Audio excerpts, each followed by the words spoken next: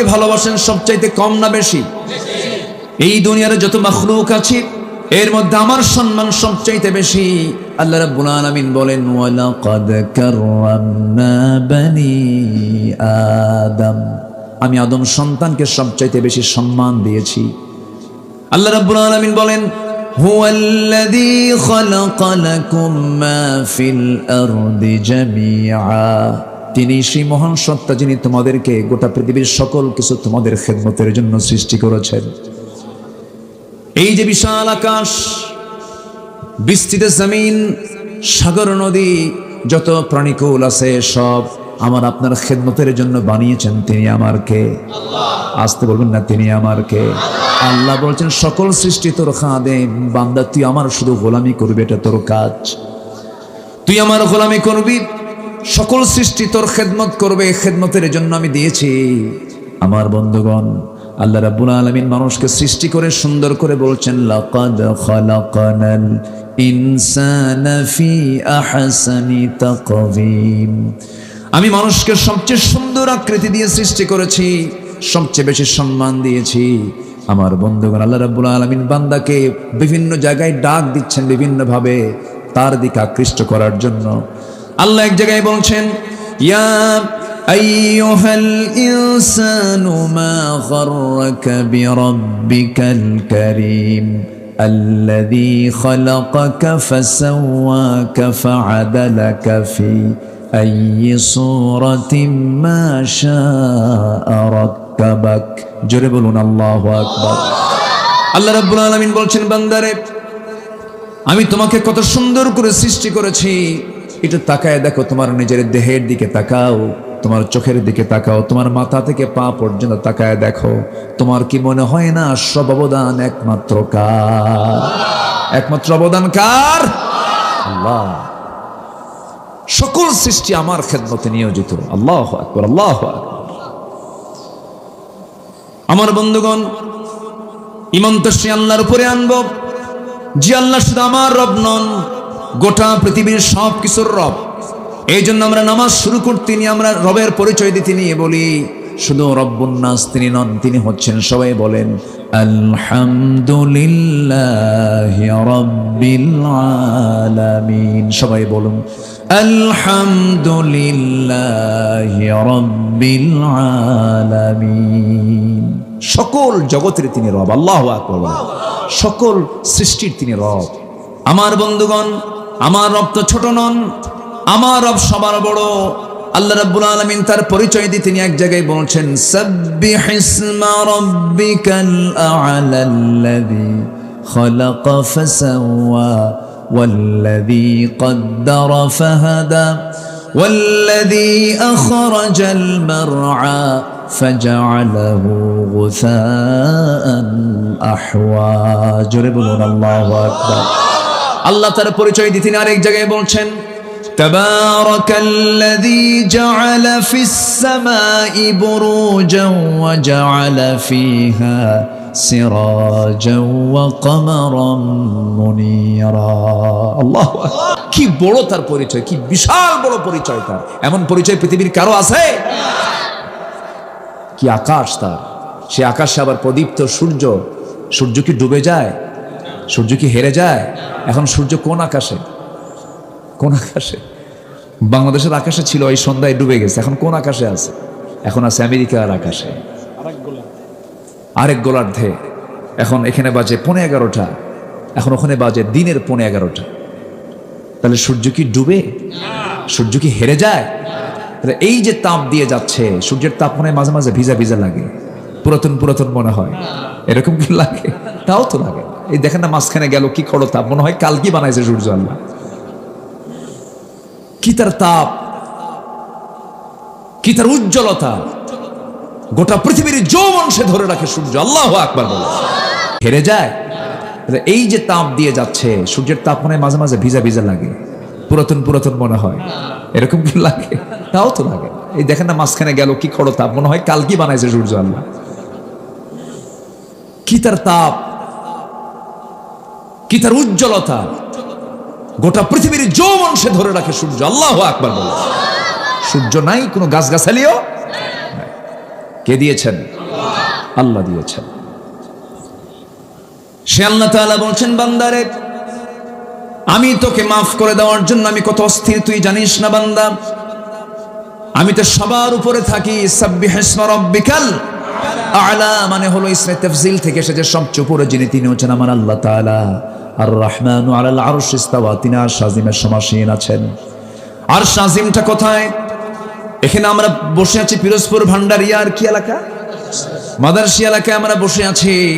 এই জায়গা থেকে আমরা যদি একটু চিন্তা করি আরশ আজিমটা কোথায়, আমরা যেখানে বসে আছি এই জায়গা থেকে আমরা দিনের বেলা সূর্য দেখতে পাই, রাতের বেলা যদি চাঁদ থেকে চাঁদ দেখতে পাই, চাঁদের পিছনে কিছু তারকা দেখতে পাই।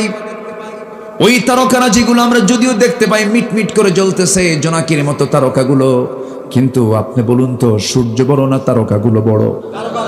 শুধু বড় না, অনেক বড়। ব্যাটেল জুইস একটা তারকা আছে যেটা এই সূর্যের চাইতে একটা তারকা শুধু 33 কোটি গুণ বড়। 250 কোটি কি বলে 750 কোটি মানুষ যদি, গোটা পৃথিবীর 750 কোটি মানুষ যদি সব এক জায়গায় মিলে যদি তারকা গুনতে শুরু করে, তবুও তারকা গোনা শেষ হবে না। এত তারকা আকাশে কে রেখেছেন বলেন? আল্লাহ রেখে দিয়েছেন। এই বিশাল তারকারা যেগুলো আল্লাহ বানিয়ে রেখেছেন, কিছু কিছু তারকার আলো দুনিয়াতে এখনো আসে নাই। এই সূর্য পৃথিবী থেকে 13 লক্ষ গুণ বড়। 13 লক্ষ গুণ বড় সূর্যটা আল্লাহ রাব্বুল আলামিন পৃথিবী আলোকিত করার জন্য সেট করেছেন। কি তার সূক্ষ্ম পরিকল্পনা, কি সুন্দর! সূর্য পরিভ্রমণ করে, সকল সৃষ্টি পরিভ্রমণ করে। অকুল্লুন ফি ফালাকিন ইয়াসবাহুন। আমার আল্লাহ তাআলা বলছেন, বান্দারে এই মহাকাশ মহাশূন্য তুমি দেখতে পাও, মানুষ তো সূর্যের কাছে যেতেই পারে না, কেমন করে যাবে? জ্বলে পড়ে ছারখার হয়ে যাবে। মানুষ চাঁদের দেশে চেষ্টা করে গিয়েছিল, চাঁদ দেখেছে মানুষ, মঙ্গল গ্রহ দেখেছে মানুষ। মানুষ এখন যদি চিন্তা করে, হ্যাঁ চাঁদ দেখলাম, মঙ্গল গ্রহ দেখলাম, এখন একটু দেখতে যাব তারকার দেশ। তারকার দেশ দেখতে গেলে পৃথিবীর সবচেয়ে নিকটবর্তী তারকার দেশ হলো প্রক্সিমা সেন্ট্রাই। প্রক্সিমা সেন্ট্রাই যদি কেউ যেতে চায়, পৃথিবীর কোনো যানবাহন চলবে না, পৃথিবীর কোনো কপ্টার বিমান চলবে না। হয়তো চেষ্টা করতে পারে নভোযান দিয়া। লেটেস্ট নভোযান হলো অ্যাপোলো 11, যার ঘন্টার গতি হলো 39,000 কিলোমিটার। 39,000 কিলোমিটার বেগে যদি রওনা দিয়ে দেয় সে, এই পৃথিবী নামক এই জমিন থেকে পৃথিবীর নিকটবর্তী সবচাইতে যে তারকা প্রক্সিমা সেন্ট্রাই যেতে তার সময় লেগে যাবে ঘন্টা 39,000 কিলোমিটার বেগেও যদি রওনা দিয়ে দেয়, তার সময় লেগে যাবে 1,15,000 বছর মাত্র। যাবেন কারা কারা? হাত তোলেন। বাঁচবেন কতদিন? যাবেন কতদিন? আল্লাহ তাআলা বলছেন, বান্দারে এই তো পৃথিবীর সবচেয়ে নিকটবর্তী তারকার কথা বললাম। আমরা কি আকাশে গেছি এখনো? আকাশ তারক দূর দিগন্ত কল্পনাই করা যায় না। আমার আল্লাহ তাআলা আমার রাসূলকে কি পরিমাণ মোহাব্বত করেছেন। আল্লাহ তাআলা তাকে মেরাজের মধ্য দিয়ে আর শাজিম পর্যন্ত মেহমান বানিয়েছেন। 7 আকাশ পেরিয়ে তিনি কত বড় মহাবিজ্ঞানী! যেরকম সুবহানাল্লাহ। আল্লাহ তাআলা বলছেন, বান্দারে আর শাজিম আমার আর রহমানু আলাল আরশিস তাওয়া, আমি আর শাজিমের সমাসীন থাকি, কিন্তু যখন রাত 12টা বেজে যায় আমি তোকে মাফ করার জন্য আমি 7টা আকাশের 6টা আকাশ পেরিয়ে আমি প্রথম আকাশে এসে আমি তোর সামনে দাঁড়ায়া যাই। বান্দা তুই আমার কাছে ক্ষমা চাবি, আমি তোরে ক্ষমা করে দেব। আল্লাহ আসেন কয় আকাশ পেরিয়ে? 6 আকাশ পেরিয়ে প্রথম আকাশে আসেন। আমরা যেখানে আছি এখান থেকে প্রথম আকাশ, এই প্রথম আকাশের উপরে দ্বিতীয় আকাশ, তৃতীয় আকাশ, চতুর্থ আকাশ, পঞ্চম আকাশ, ষষ্ঠ আকাশ, সপ্তম আকাশ, এরপর আরশ আজিম। সে আরশ আজিম থেকে প্রথম আকাশে এসে বলেন, আলা মিন মুস্তাগফিরিন ফাগফির আলা, কোন ক্ষমা প্রার্থী আছে আমার কাছে ক্ষমা চাবে, আমি তার সব গুনাহ মাফ করে দেব। তাহলে আমার প্রতি আল্লাহর মায়া দয়া কম না বেশি? আজ তো শুধু কম না, অনেক বেশি, অনেক বেশি, অনেক বেশি। আল্লাহ বলেন, যদি কোনো বান্দা আমার দিকে হেঁটে হেঁটে আসে আমি তার দিকে দৌড়া দৌড়া যাই। যদি কোনো বান্দা আমার দিকে 1 হাত আগায় আমি তার দিকে 10 হাত আগাই। বান্দা তুই চোখের পানি ফেলে আমার জন্য কাঁদবে, সাত সমুদ্র দিয়া জাহান্নামের আগুন নিভানো যাবে না, কিন্তু তোর চোখের পানি দিয়া জাহান্নামের আগুন নিভানো যাবে। বান্দা তুই আমার জন্য কাঁদবি, আমার ভয়ে কাঁদবি, আমার সন্তুষ্টির জন্য সেজদা দিয়ে দিবি, আমার জন্য তুই রুকু করবি, আমি তোকে জান্নাতের সংবাদ দিয়ে দিচ্ছি। আমার বন্ধুগণ, এক নাম্বার ভয় থাকবে না, চিন্তা থাকবে না, সব দুটো বড় বড় অসুখ আমার ভিতর থেকে আল্লাহ মাইনাস করে দিবেন। শর্ত হলো এক নাম্বার, আমার ঈমান আনবো কার উপরে? কিন্তু ঈমান তো আনলাম আল্লাহর উপরে, কিন্তু ঈমানের গুণ যদি না থাকে তাহলে সেই ঈমান দিয়ে তো জান্নাত পাওয়া যাবে না। ঈমানদারের এক নাম্বার গুণ হলো আজান শোনার সঙ্গে সঙ্গে ছটফট ছটফট করবে, তার ভিতরে কি পড়ার জন্য, কোথায় যাওয়ার জন্য। যে ঈমানদারের নামাজ আজান শোনার সঙ্গে সঙ্গে তার নামাজের কোনো চিন্তা না কাজ করে, তার ঈমানের মধ্যে আছে ভেজাল, আছে আছে ভেজাল আছে কিছু আছে। আবার কয় হুজুর নামাজ না পড়ি ঈমান তো আছে, আছে কি না? আচ্ছা মুরব্বী, কোথায় যাচ্ছেন?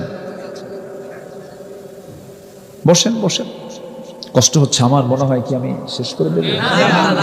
কারো কোনো আপত্তি নাই তো? বলি আলহামদুলিল্লাহ। আমি খুবই আনন্দিত আপনাদেরকে পেয়ে। নদীর তীরের মানুষের কলিজা নদীর মতো বড় হয়, আলহামদুলিল্লাহ বলেন। এটা একটা মানে প্রাকৃতিক কারণও থাকে কিছু। নদী বড় তো কলিজাও কি হয়, বড় হয়। নদীর তীরের মানুষের বাড়ি বারবার ভাঙ্গে, ভাঙ্গে আর এরা হাসে। বাড়ি ভাঙ্গে, আবার সেই ভাঙ্গা বাড়িটা নিয়ে আবার আরেক জায়গায় উঠায়।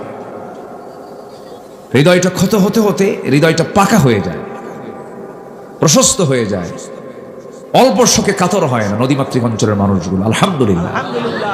ভালো সম্মানিত ভাইয়েরা, তাহলে আমরা কি বেনামাজি ইমানদার হব? ইমানদার মূলত কি বেনামাজি হয় না কি হয়? নামাজি হয়। নামাজকে আমরা একা পড়বো না জামাতে পড়বো? আচ্ছা, ইমানদার কি বেনামাজি নেতার নেতৃত্ব মানতে পারে? ইমানদার কখনো বেনামাজিকে নেতা মানাতে পারবে? আচ্ছা, আপনার মারা যাওয়ার পর যদি কোনো বেনামাজি লোক আপনার জানাজা পড়ে, আপনি কি খুশি হবেন? বলেন। তাহলে মৃত্যুর পরে আপনি যদি নামাজ নাও পড়ে মারা যান, কিন্তু আপনার কামনা হবে কি? অমুক হুজুরটা যেন, অমুক বড় বুজুর্গ যেন আমার জানাজাটা পড়ায়, ঠিক কিনা? তাহলে আপনার জানাজার নেতৃত্ব আপনি চাচ্ছেন একজন ভালো বুজুর্গ নামাজি, এটা চাচ্ছেন। কিন্তু আপনি তো একটাবার চিন্তা করলেন না এই জাগতিক জীবনে, এই জগতে চলতে গিয়ে আমার সেই নেতাই হবে আমার নেতা, যার মধ্যে নামাজ থাকবে, যার দিকে তাকালে আমার রাসূলের চেহারার কথা মনে পড়ে যাবে। আজকে এখানেই তো বড় সমস্যা। আজকে আমার দেশে কোনো কিছুর সংকট নেই। কে বলেছে খাদ্যের সংকট? কে বলেছে সম্পদের সংকট?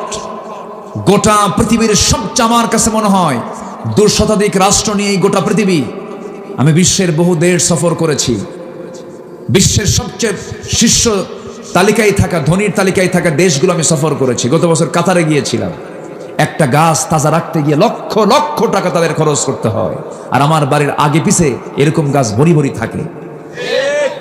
আমার দেশের মাটি সোনার চৌখাটি, সবই ছিল, সবই আছে, কোনো সংকট নেই। সবচেয়ে বড় সংকট হলো নেতৃত্বের সংকট, সৎ চরিত্রবান নেতার সংকট, ঠিক কিনা? আমার দেশে নেতা বেশি না চোর বেশি? এই তো যোগ বিয়োগ করতেছি কেবল। রাগ করতেছেন নাকি আপনারা? ওয়াজ এগুলোই করতে হবে। বহু দেখেছি আমরা, আর দেখতে চাই না। দুনিয়াতে সেই আমার নেতা হবে যার সঙ্গে আমার আখিরাতে দেখা হবে। আখিরাতে আমরা দেখা করতে চাই বেনামাজির সাথে না নামাজির সাথে? কোন বেনামাজি নেতার নেতৃত্ব আমরা মানি না। বেনামাজি, চরিত্রহীন, লম্পট ওই সমস্ত নেতৃত্বের মুখে আমরা জুতা মারি, থুতু মারি। রাজি আছেন কারা কারা? হাত উঁচু করে দেখান মুসলমান।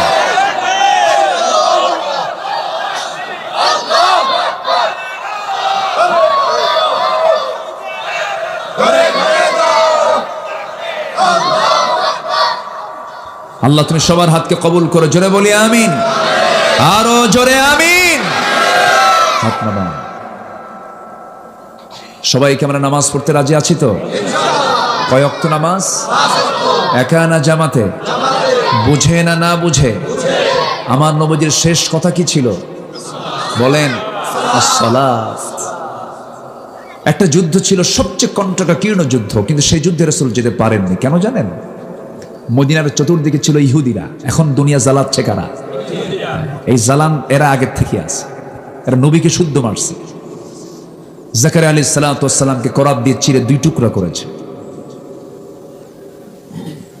অসংখ্য পয়গম্বরকে তারা হত্যা করেছে, শহীদ করে দিয়েছে। নবীকে যারা মারে, আমার নবীর খাবারের মধ্যে বিষ ঢুকিয়েছে ইহুদির বাচ্চারা। এখনো জ্বালাচ্ছে কারা বলেন তো?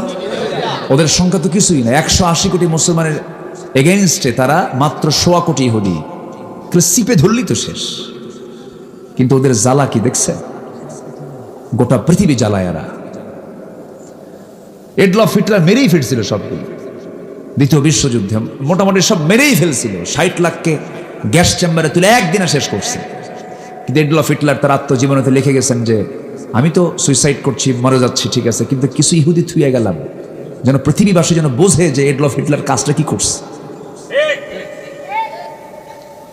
এর অভিশপ্ত জাতি, কিয়ামত পর্যন্ত এদের নির্দিষ্ট কোনো আবাসন থাকবে না। এখনো যে অবস্থায় আছে ওটাকে বৈধ না অবৈধ? ভাড়াটিয়া হয়ে গেছে বাড়িওয়ালা। ভাড়াটিয়া হয়ে গেছে কি বাড়িওয়ালা। সম্মানিত ভাইয়েরা, সম্মানিত বন্ধুগণ, আমার রাসূল মদিনার চতুর্দিকে যখন দেখতে পেলেন, উপকণ্ঠে দেখতে পেলেন ইহুদিরা বিভিন্ন ষড়যন্ত্রে মেতে উঠেছে। এই ষড়যন্ত্রকে ফেস করতে হলে আমি রাসূল আমার মদিনার বাইরে যাওয়া যাবে না। রাসূল ম্যাক্সিমাম চেষ্টা করতেন তিনি নিজে যুদ্ধের নেতৃত্ব দেওয়ার জন্য। আলহামদুলিল্লাহ বলেন। আমার নবীজি বললেন আমি এই যুদ্ধে যাব না, তবে সেনাপতি আমি নিযুক্ত করে দিচ্ছি।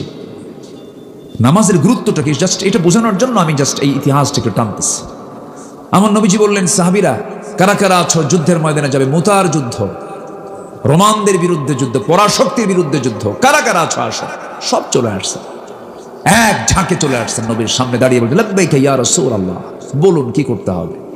আমার রাসূল বললেন যায়েদ এদিকে আসো তো, তুমি তো আমার খুব কলিজার টুকরা, তোমার মা আমার কাছে দিয়ে গেছে, আসো তুমি আসো আমার কাছে। দাঁড় করায় দিলেন। জাফর এদিকে আসো, চাচাতো ভাই তুমি তো কয়েকদিন আগে আবিসিনিয়া থেকে আসলে হিজরত করে, আসো দাঁড়াও। আব্দুল্লাহ এদিকে আসো। 3 জনকে লাইন করে দাঁড় করায় দিয়ে বললেন সাহাবীরা যুদ্ধের সেনাপতি হয় 1 জন, আমি বানালাম 3 জন। আল্লাহু আকবার বলেই রাসূলের চোখে পানি। আমার নবীজি বললেন আমার পালক পুত্র যায়েদ সে হবে 1 নাম্বার, সে যদি মারা যায় হবে 2 নাম্বার আমার জাফর, 2 নাম্বার যদি মারা যায় 3 নাম্বার হবে আমার আব্দুল্লাহ। 3 জনের মুখে হাসির ঝিলিক, তারা নিশ্চিত হয়ে গেছেন আমরা শহীদ হয়ে যেতেছি। তারা মৃত্যুটাকে পকেটে নিয়ে ঘুরেছেন, শাহাদাতকে তারা এমন ভাবে কামনা করেছেন। এই 3 জনের চেহারায় হাসির ঝিলিক দেখা দিচ্ছিল, কিন্তু মুনাফিকরা পিছন দিয়ে চলে আসলে সে বলছে হাসতেছে কেন, মরে যাবা কিন্তু। সেনাপতি 1 জন হয় 3 জন, তোমরা 3 জন নিশ্চিত মারা যাবে। এই 3 জন সজোরে একসাথে বলতেছে মুনাফিকের বাচ্চারা মরার জন্যই তো যুদ্ধে যাচ্ছি, কারণ জান্নাতের গন্ধ নাকের মধ্যে পেয়ে গেছি। আমার নবীজি বললেন উপস্থিত সাহাবীরা শোনো, আমি তো যেতে পারছি না, মদিনার অবস্থা ভালো না, মুনাফিকরা ষড়যন্ত্র করছে, ইহুদিরা ষড়যন্ত্র করছে, আমি মদিনার বাইরে যেতে পারবো না। তোমাদের মধ্যে যদি এই 3 জনের সেনাপতির ইন্তেকাল হয়ে যায়, শাহাদত হয়ে যায়, তোমরা সেনাপতি নিযুক্ত করে নিবা। চলে গেছেন। যায়েদকে বললেন রাসূল ও যায়েদ পরিবার থেকে বিদায় নিয়ে আসো, হুজুর যাওয়ার জায়গা নাই, যাব না, টাইম নাই। সাইয়েদনা জাফরকে বলেন জাফর আবিসিনিয়া থেকে আসছো, কেবল তুমি আবিসিনিয়া থেকে আসছো, পরিবারকে সময় দিতে পারো নাই, যাও পরিবার থেকে বিদায় নিয়ে আসো, আমার চাচাতো ভাই তুমি। হুজুর আপনি বললেন বলে আমি যাচ্ছি। চলে গেলেন বাড়িতে, স্বাভাবিকভাবে বউয়ের সামনে বসলেন, মত বিনিময় করতে করতে হঠাৎ করে 2 সন্তানকে কোলের মধ্যে নিয়েছেন। স্ত্রীকে বলছেন স্ত্রী আমার জন্য দোয়া করো, আমি যেন মুতার যুদ্ধে অংশগ্রহণ করে যেন শহীদ হয়ে যেন আল্লাহর জান্নাতে ঢুকতে পারি। স্ত্রী বলছেন স্বামী আমার কেবল আপনি আসলেন মদিনায়, আপনি তো দূরেই থাকলেন হিজরত করে, কেবল আপনি আসলেন, আমি আপনার জন্য দোয়া করি আল্লাহ তাআলা আপনাকে গাজী করে যুদ্ধ থেকে ফিরিয়ে আনুন, শহীদের দোয়া করব না। মনটা তার খারাপ হলো। তরবারি কোষমুক্ত করে তরবারির উল্টা দিকটা করে নিয়ে স্ত্রীর হাতটা আস্তে করে টান মেরে ধরে আঘাত করলেন মৃদু। আঘাত করার সঙ্গে সঙ্গে বললেন, স্ত্রী আমি যে আঘাত করেছি রক্তপাত হয়েছে কিনা, না রক্ত ঝরলো না, লেগেছে নাকি, না লাগেও নাই, কেন লাগলো না, কেন কাটলো না, উল্টা করে মেরেছেন তরবারি। আমার জন্য আজকে যত দোয়া করবে শব্দ উল্টা হয়ে যাবে, কারণ আমি 2 নম্বর সেনাপতি, আমার আগে একজন আছে পরে একজন আছে, আমি নিশ্চিত আমি শহীদ হয়ে যাব, আমি নাকের মধ্যে জান্নাতের ঘ্রাণ পেতেছি। দুনিয়াকে তারা কত তুচ্ছ মনে করেছেন। জাফর বিন আবু তালিব ইমানের শক্তিতে বলিয়ান হয়ে কুল ইন কানা আবাউকুম ওয়া আবনাউকুম ওয়া আজওয়াজুকুম ওয়া আশিরাতুকুম সব কিছুকে উজাড় করে দিয়া হাব্বু ইলাইকুম মিনাল্লাহি ওয়া রাসূলিহি ওয়া জিহাদিন ফি সাবিলিহি। জাফর বিন আবু তালিব ছুটে চললেন, পিছন থেকে সন্তানগুলো ডাক দেয় আব্বা আব্বা বলে, একটা বারের জন্য তিনি পিছনের দিকে ফিরে তাকান নাই। আব্দুল্লাহ বিন রাওয়াহা নতুন বিয়ে করেছেন, বাসর ঘর হয় নাই এখনো, ফুল সজ্জা। শুনলেন যখন যুদ্ধের ডাক এসেছে, বিদায় নিলেন। এবার রাসূল বলেন, যাও, নতুন বিয়ে করেছে পরিবার কাছ থেকে বিদায় নিয়ে আসো। বিদায়ের জন্য গেলেন, ঘরের মধ্যে ঢুকলেন না, পিছনের দরজার শিকলটা লাগায়া দিয়া পিছনের সিটকেনি লাগায়া দিলেন। লাগায়া দিয়ে বলছেন, স্ত্রী বাইরে থেকে লাগিয়ে দিয়েছে, বাইরে তুমি বের হতে পারবে না, আমিও ভিতরে যাব না, শুধু আড়াল থেকে তুমি আমার জন্য দোয়া করো, আমি তোমার জন্য দোয়া করি, আমি যেন শহীদ হয়ে আল্লাহর জান্নাতে চলে যাই।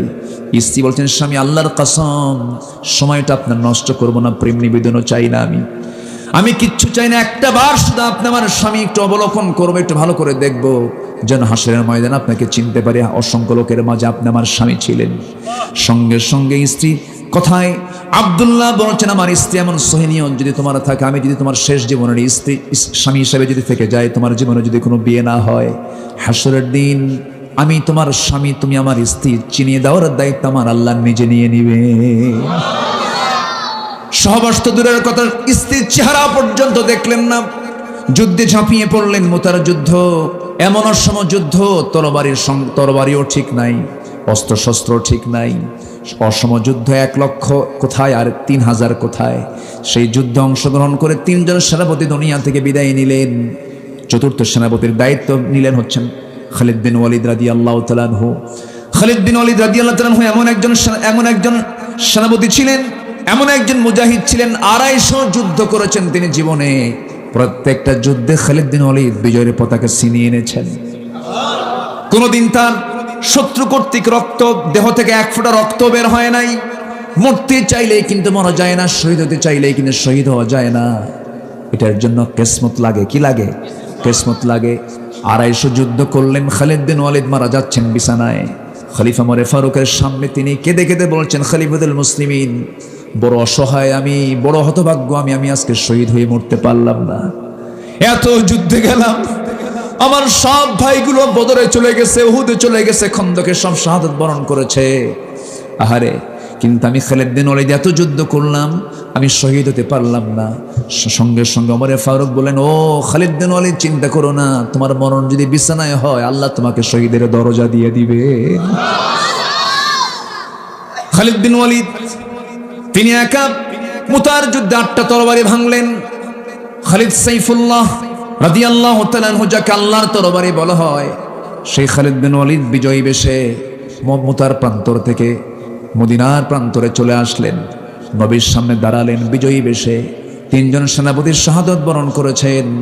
আমার নবীজি যখন দেখলেন তারা সব চলে আসছে, আমার নবীজি তাদের সামনে দাঁড়িয়ে বলেন, শোনো, যুদ্ধের জয় পরাজয় কি হয়েছে আমি পরে শুনবো, কার কি হয়েছে আমি পরে শুনবো, তবে তোমাদের কাছে আমার প্রথম একটা কথা, সেটা হলো নামাজ ঠিক মতো আদায় হয়েছে কিনা। জোরে কারণ সুবহানাল্লাহ। ইন্নাল্লাযীনা আমানু, 1 নম্বর হলো যারা ঈমান আনবি। নামাজ ঈমান না বেনামাজি ঈমান? সবাই নামাজ পড়তে রাজি আছি তো? সময় নেওয়ার সময় বুকটা ফেটে যায় আমার। দেশ স্বাধীন হলো 71, আজকে 2024 সাল, 53 বছর চলে গেল। কত নেতা আসলো, কত নেতা গেল, কিন্তু আজ পর্যন্ত কত আইন পাশ হলো, কত সংসদ অধিবেশন হলো, কেউ নামাজের আইন টানলো না, নামাজের বিল টানলো না। অথচ যে নেতা আপনাকে জাহান্নাম থেকে বাঁচানোর চিন্তা করবে না, সেই নেতা আমার জন্য কিয়ামতের দিন নিরাপদ না বিপদ? নিরাপদ না বিপদ? বিপদ হয়ে যাবে। কারণ সেদিন ইয়াউমা নাদউ কুল্লা উনাসিম বিইমামিহিম, সেদিন প্রত্যেক ব্যক্তিকে তার নেতা সহ ডাকা হবে। বড় বিপদ হয়ে যাবে, নেতা যদি ইমাম না হয়, নেতা যদি নামাজি না হয়, বড় বিপদ হয়ে যাবে। এই জন্য আমার বন্ধুগণ, বুকটা ফেটে যায়। আজকে আমার দেশের মাত্র 5% মানুষ নামাজ পড়ে। যদি আজকে নামাজের বিল যদি পাস হয়ে যেত, নামাজি কম হতো না বেশি হতো? নামাজি কম হতো না বেশি হতো? অসুখ হলে কোথায় যাই? ডাক্তারের কাছে যাই না? যাই, চিকিৎসা নিলে তো সুস্থ হই, আলহামদুলিল্লাহ, আল্লাহর রহমতে সুস্থ হয়ে যাই। আমার বন্ধুগণ, যদি আজকেই ব্যবস্থা যদি থাকতো, ব্যবস্থাপনা যদি থাকতো, ইমানটাকে ঠিক রাখার জন্য এই আইনটা যদি থাকতো, আল্লাহ বলে দিচ্ছেন, শোনো, দুনিয়ার জিন্দেগিতে আমি যাদেরকে আইন ক্ষমতা দেব, রাষ্ট্র ক্ষমতা দেব, তাদের জন্য 4টা কাজ তারা রাষ্ট্রীয় পর্যায়ে বাস্তবায়ন করবে। এর মধ্যে 1 নম্বর কাজ কি? কায়েম করা। বলেন কি কাজ? কি কায়েম করা? নামাজ, সালাতকে কায়েম করা। আকামুস সালাহ আল্লাযীনা ইম্মাক্কান্নাহুম ফিল আরদি আকামুস সালাহ ওয়া আতাউজ যাকাত। এখানে আসছে, সব কথা এখানে আসছে। আমি খুব আনন্দিত আপনাদেরকে পেয়ে। এত রাত আপনারা বসে আছেন, আলহামদুলিল্লাহ। আমার বন্ধুগণ, তাহলে সবার কাছে আমার 1 নাম্বার যে দাবিটা, সেই যে চাওয়াটা আমার সবার কাছে, সেটা হলো আজকের মাহফিল থেকে আমরা সিদ্ধান্ত নেব, আমরা নামাজি ইমানদার হব না বেনামাজি ইমানদার হব। পরিবারকে কি বানাবো? বলেন। অনেক বাপ আছে সন্তানকে ফজরে ডাকে না, আছে না? কিন্তু স্কুলে না গেলে খবর আছে। অনেক মা আছে সন্তানকে ফজরে ডাকে না। যার দিনটা নামাজ দিয়ে শুরু হবে না, যার পরিবার নামাজ দিয়ে শুরু হবে না, ফজর নামাজ দিয়ে শুরু হবে না, সেই পরিবার কখনো বরকতময় হতে পারে না। যে বাবা তার সন্তানকে ফজরে ডাক দেয় না, সেটা ব্যর্থ পিতা, অযোগ্য পিতা। প্রত্যেক ফ্যামিলি যদি আজকে সচেতন হতো নামাজের ব্যাপারে, নামাজ আগে। বউ নামাজ পড়বে না, কেন পড়বে না? স্ত্রী আমার, তুমি আমার অর্ধাঙ্গী, তোমার অস্তিত্ব আমার মাঝে, আমার অস্তিত্ব তোমার মাঝে, একসঙ্গে দুনিয়াতে থাকি, একসঙ্গে জান্নাতেও থাকবো।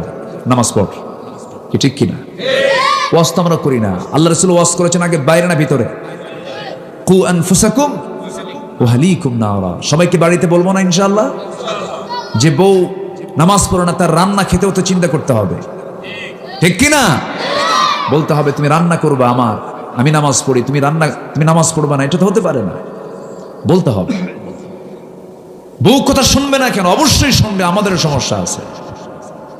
এখানে এরকম লোকও থাকতে পারেন জীবনে বউকে কোনোদিন সালামই দেয় না, আছে কিনা? থাকতে, মানে সে জানি না যে বউকে সালাম দেওয়া যায়। হুজুর, আমার মান সম্মান আছে না, বউকে আমি সালাম দেবো নাকি? হ্যাঁ, আমার তো মর্যাদা আছে। আচ্ছা, সালামের সম্পর্ক কি এরকম মর্যাদার সাথে? বউকে সালাম দেওয়াটাও সুন্নাহ, আলহামদুলিল্লাহ বলবেন না? আম্মা জান আয়েশা বলেন, আমি রাসূলকে সহজে আগে সালাম দিতে পারতাম না, কখন সালাম দিতেন আমি আয়েশা টেরই পেতাম। আল্লাহু আকবার বলেন।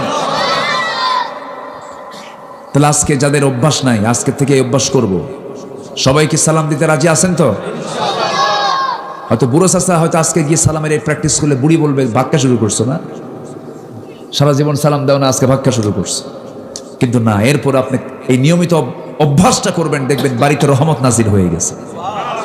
এর চেয়ে বড় দোয়া নাই। এই দোয়ার বাইরের জন্য দিবেন কেন? আগে দোয়া কিসের জন্য দরকার?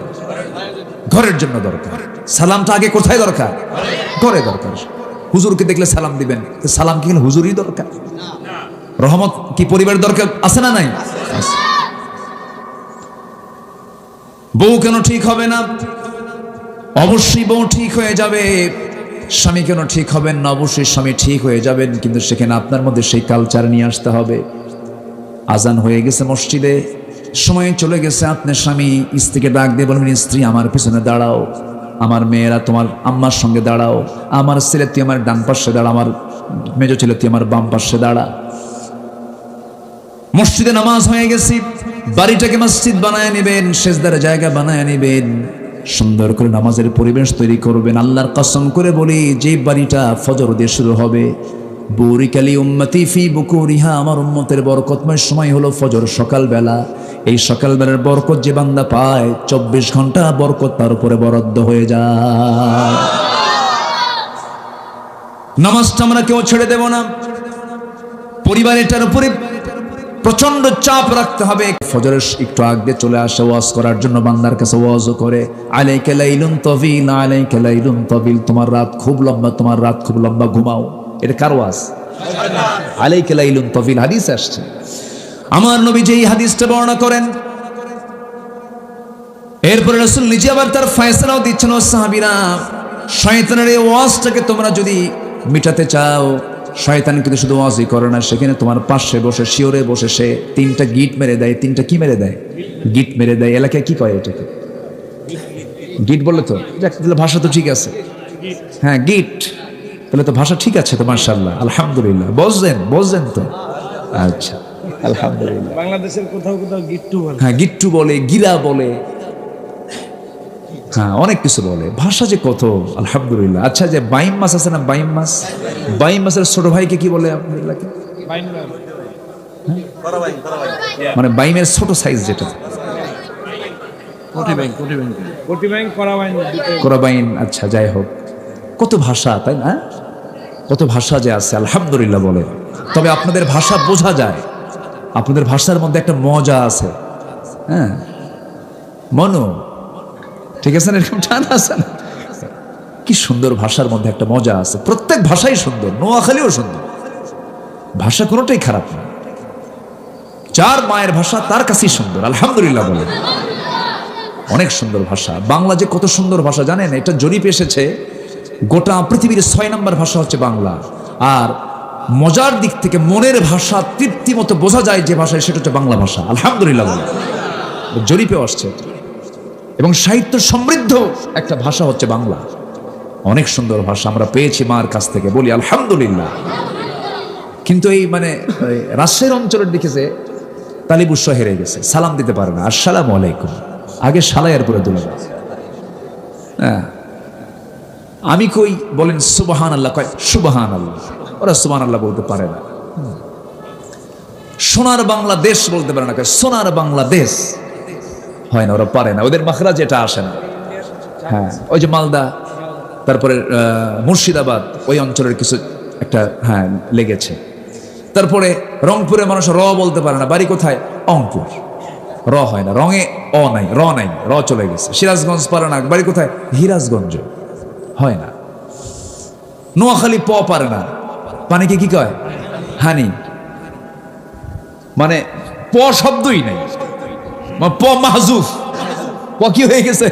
মাহজুফ নাই। চিটাগাং তো কথাই নাই, ওদের ভাষা মালাকুল মউত বুঝবে না। মানে এটা আমি মানে রূপক অর্থে বলছি, আবার এটা মানে এটা রূপকে বলছি, অরিজিন বলছি। সিলেটও খুব জটিল, ওরা কঠিন ভাষায় কথা বলে। কিতামাত মাতলা রে বা, কিতামাত মাতো, এরকম জটিল ভাষা। একই দেশ কিন্তু বাংলার যে সৌন্দর্য পৃথিবীর কোনো ভাষায় পাবেন না, বলি আলহামদুলিল্লাহ। তবে বরিশাল এটা আলাদা সৌন্দর্যে ঘেরা আছে বাংলার সাথে, বোঝা যায় আপনাদের ভাষাগুলো, আলহামদুলিল্লাহ বলে। তাহলে কি কয়? গিট না? এই দেন, গিট থেকে কোথায় গেছে আমি? কয় গিট মারে শয়তান, কয় গিট মারে? এই 3টা গিট যখন মেরে দেয়, এই 3 গিট যদি কোনো বান্দা ছুটাতে চাও, রাসূল আমল শেখায় দিলেন। নাম্বার 1 হলো আজান শোনার সঙ্গে সঙ্গে তুমি বিছানা থেকে তোমার পিঠটা সরাইয়া নিবা, 1 গিট ছুটে গেল। নাম্বার 2 হলো যখন আজান শুনলে তুমি বিছানা থেকে পিঠটা সরাইয়া নিয়েছো, নামাজে দাঁড়াবে, তুমি ওযুটা বানায় নিবা সুন্দর করে। ওযু সম্পূর্ণ হওয়ার সঙ্গে সঙ্গে শয়তানের 2টা গিট ছুটে গেল। যখন তুমি নামাজের উদ্দেশ্যে মসজিদের দিকে রওনা দেবে, তোমার বাড়ির যত দূরে বরকত তত কম না বেশি? অনেকে বলে, জানেন আমার কত বড় ভাগ্য, মসজিদের সামনেই আমার বাড়ি। কেন এরকম বলে না? কিন্তু হাদিসের দৃষ্টিকোণ থেকে মসজিদের সামনের বাড়ির বরকত বেশি না দূরের বাড়ির বরকত বেশি? মসজিদের দিকে যখন বান্দা হেঁটে হেঁটে রওনা দিয়ে দেয়, রওনা দিয়ে মসজিদে পৌঁছে গেল, ইমামের পিছনে যখন নামাজে দাঁড়ান শুরু হয়ে গেল, আল্লাহু আকবার বলার সঙ্গে সঙ্গে শয়তানের 3টা গিট ছুটে গেল। 24 ঘন্টা শয়তান ওই বান্দার কাছে এসে সহজে ওয়াসওয়াসা দিতে পারে না।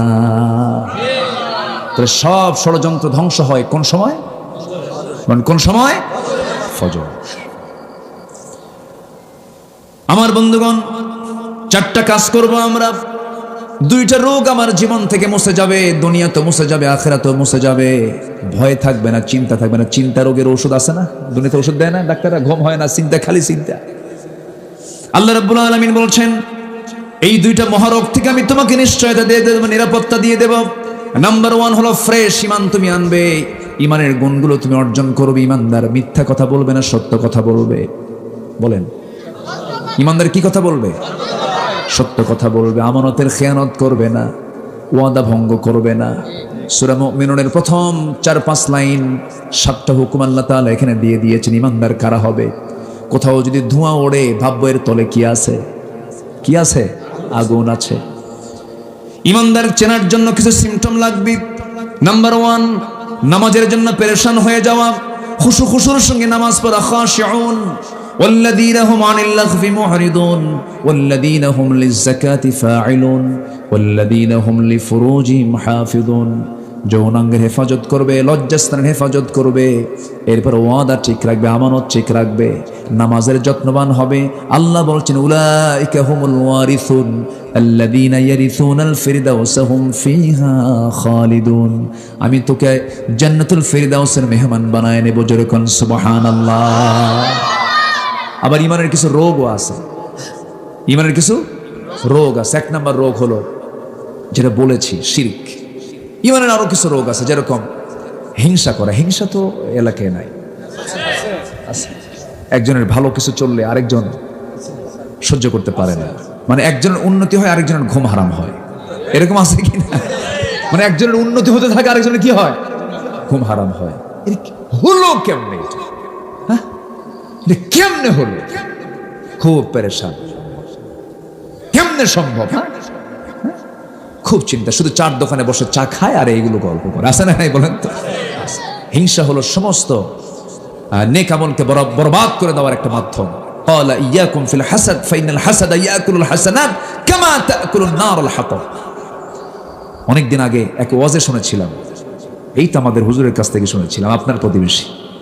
আল্লাহু আকবার, কি এক্সাম্পল তার, কি উন্নত উদাহরণ তার। তো ওই যে এক বেচারি, আগের যুগে তো মানুষ বিয়ে করতে যেতে হলো ঘোড়ায় চড়ে যেত। তো গ্রামের এক মুরব্বীর ঘোড়া আছে, এক যুবক বিয়ে করবে।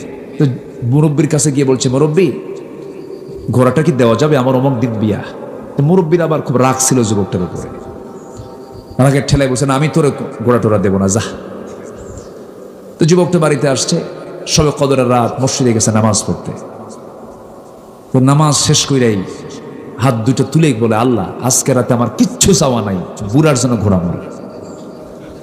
বুড়ার জন্য ঘোড়া। তো এই একখান দোয়া কইরা চলে আসছে বাড়িতে। বাড়িতে এসে দেখে মার চোখে পানি। মা কান্দে।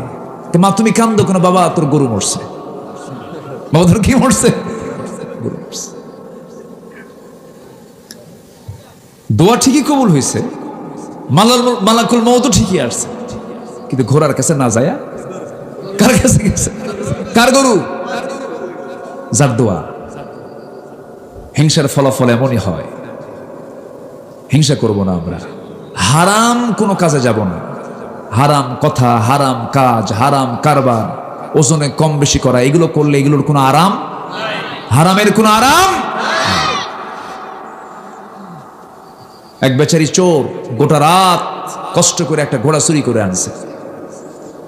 সকাল হয়ে গেছে, বাড়িতে এসে চোখে ঘুম, ছেলেকে ডাক দিয়ে বলে, বাজান কষ্ট করে ঘোড়াটা চুরি করে আনলাম, তুই একটু বেঁচে আয়, বাজারে নিয়ে যা। ছেলের হাতে ঘোড়ার লাগাম দিয়ে সে ঘুমায় পড়ছে। সন্ধ্যার দিকে ছেলে বাড়িতে, তো এইদিকে ছেলে চলে গেছে বাজারে ঘোড়া নিয়ে বিক্রি করতে গেছে। এক ক্রেতা এসে বলতেছে, ভাই এটার দাম কত? কত? ঠিক আছে একটু চেক করি, ঘোড়াটা নেবো, দেখি তার 4 পা ঠিক আছে কিনা, কাছে দেখো। তো চেক করার জন্য লাগামটা ধরে ঘোড়ার উপরে সোর্স, ঘোড়া নিয়ে ওই যে গেছে। আর আসেন, সন্ধ্যা হয়ে গেছে। তো সন্ধ্যা যখন হয়ে গেছে, তো আর ভাবতেছে আর তো ঘোড়া আসবে না মনে হয়, চলে আসছে বাড়িতে। কি বাজান ঘোড়ার দাম কত? কেমন দিয়ে বেচলে? কাব্বা যে দামে কেনা সেই দামেই বেচা।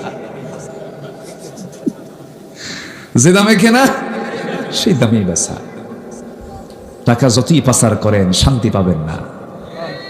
আসতে কোন কেন, ঠিক কিনা? সব বাজেয়াপ্ত হয়ে যাবে, আরাম পাবেন না, সংসার ভেঙে যাবে, বউ থাকবে না, অশান্তি হবে, হারামের কোন আরাম। বোনের সম্পত্তি মেরে খাওয়া ভাই তো এলাকায় নাই। বলবো কথাগুলো বলবো, আমি তো আসলে আয়তে যাই নাই। এমন একটা আকাম আছে, আল্লাহ বলছে এখানে এমন একটা অপকর্ম আছে তোর, এই অপকর্ম যদি তুই করিস তুই ভাববি তুই আল্লাহ এবং রাসূলের বিরুদ্ধে যুদ্ধে নামছিস। যেরকম নাউযুবিল্লাহ একটা আছে না এখানে, আমি তো বলি নাই ওগুলো, মুরব্বি জান কো। আচ্ছা আচ্ছা ঠিক আছে, বসেন, অনেক রাত হয়ে গেছে, আর একটু সময়। আপনারা খুবই আমাকে হেল্প করলেন, সহযোগিতা করলেন, থেকে মাহফিলকে সফল করলেন। বলি আলহামদুলিল্লাহ, জোরে বলি আলহামদুলিল্লাহ। আমার বন্ধুগণ, কোন হারামের কাছে যাওয়া যাবে না। ইমানদার কখনো হারাম কাজ করবে না, ঠকাবে না কাউকে। ওজনে কম বেশি দিলে পরে কি হবে, এমন সূরা আছে না নাই? বলেন, ওয়াইলুল লিল মুতাফফিফিন। আল্লাহ তাআলা সেই সমস্ত ব্যক্তিদের ধ্বংস কামনা করেছেন যারা ওজনে কম দেয়, নেওয়ার সময় বেশি নেয়, বেশি নেয় কম দেয়। এই সমস্ত লোকের জন্য আল্লাহ রাব্বুল আলামিন ধ্বংস কামনা করেছেন। এই জন্য আমাদের লেনদেনও ঠিক রাখা দরকার। আমার বন্ধুগণ, লেনদেন যার ঠিক হবে, জান্নাতটা ঠিক হয়ে যাবে। ওয়াকিমুল ওয়াজনা বিল কিসতি ওয়ালা তুখসিরুল মিজান। বনের সম্পত্তি মেরে খাওয়া যাবে না। আমি তো মনে করি, আমার মনে হয় বাংলাদেশের খুব কম সংখ্যক পরিবার আছে যে পরিবারে ভাই 2 বিঘা পেলে পরে বোন 1 বিঘা সমান মানের সমান দামের জমি বোন পেয়ে যায়, এমন সংখ্যা খুবই কম। এটা পার্সেন্টে আসবে কিনা সন্দেহ। বোনদেরকে ঠকায় দেয়, বোনদেরকে দেয় না। আমার মাহফিলে মা বোন আলোচনা শুনছেন কিনা জানেন, হয়তো মনে মনে ভাবতেছেন যারা শুনতেছেন, হুজুর ভালো করে কোন ভাই কিছু এখানে বসে আছে, ঠিক আছে না? শোনা দরকার। আল্লাহ তাআলা নিজেই এটার ফয়সালা করে দিয়েছেন 1500 বছর আগে। লিযযাকারি মিসলু হাযযিল উনসাইন। পুরুষ যা পাবে মেয়ে তার অর্ধেক পাবে। ছেলে যদি পায় 2 বিঘা, মেয়ে পাবে 1 বিঘা। এটা আল্লাহ তাআলা ফরিদাতাম মিনাল্লাহ, আল্লাহ এগুলো নির্ধারণ করে দিয়ে, তিলকা হুদুদুল্লাহ, আল্লাহ তাআলা এগুলো সীমা নির্ধারণ করে দিয়েছেন। আমার বন্ধুগণ, কিন্তু ভাইরা কৌশল করে বিভিন্নভাবে বোনদেরকে ঠকায় দেয়। জমি মাপতে গিয়া, হিসাব করতে গিয়ে কম দামি জমিগুলো বোনদের নামে বরাদ্দ করে দেয়। আবার দেখবেন 1 যুগ হয়ে গেছে, বাপ মারা যাওয়ার 1 যুগ ধরে বোনের অংশের ধানগুলো ভাই নিজের গোলায় তোলায়, আবার সেই বিক্রি করা ধানের টাকা দিয়ে সে হজ করতে যায়। এমন ভাইও আছে না নাই? সম্পূর্ণ হারাম এগুলো, সম্পূর্ণ হারাম। কোনো কথা বলা যাবে না। যেদিন বাপ মারা যাবে তারপরের দিন বড় ভাইয়ের দায়িত্ব, বিশেষ করে বড়জনের দায়িত্বে সমস্ত ভাই বোনকে ডেকে নিয়ে বলা উচিত, আমার আব্বার কবরের শান্তির জন্য তোরা আমাদের অংশগুলো নিয়ে চলে যা, সব নিয়ে চলে যা। কিন্তু তা তো করা হয় না। হজ করেছেন, কপালটা নামাজ পড়তে পড়তে কালো বানায় ফেলছে, কিন্তু বোনের সম্পত্তি মেরে খাওয়া ভাই আছে না নাই? বলেন, এগুলো মারাত্মক অপরাধ। বান্দার হক যা নষ্ট হলে পরে আপনি জান্নাত আপনার জন্য বাজেয়াপ্ত হয়ে যাবে। এটা ইমান বিধ্বংসী কাজ, ইমানের বিপরীত কাজ এগুলো। আবার বোনদেরকে সম্পদ দেয় না। মাঝে মাঝে ঈদের পার্বণে, পিঠা পার্বণে, পৌষ পার্বণে বোনদেরকে ডাক দিয়া কিছু পিঠা খাওয়ায় দেয়, কিছু মিষ্টি খাওয়ায় দেয়। আবার পাশে বসায়া বোনকে আস্তে আস্তে করে কানের মধ্যে কান ঢুকায়া বলে, বোন রাগ করিস না, একটা কথা বলে কি, অংশ নিলে কিন্তু ধ্বংস হয়। দেখছেন কি ওয়াজটা দিল, মানে এটা শয়তান থেকে ওহী নাজিল হয়েছে, এটা বললেন না? এরকম আছে না? এগুলোর শয়তানি ওয়াসওয়াসা আপনার মাথায় রাখা উচিত। যে মার পেট থেকে আপনার জন্ম হলো, সেই মার পেট থেকে আমার বোনটার জন্ম হয়েছে। কেন আমি তাকে ডিস্টেন্স মনে করবো? আমি তো কেন তাকে দূরে মনে করবো? আমি তাকে দিয়ে দেব, বুঝে শুনে দিয়ে দেব। আল্লাহ তাআলা এগুলো বলে দিয়েছেন কত আগে। এগুলো আজকে মুসলমানরা হারিয়ে ফেলেছে। এগুলো করা যাবে না।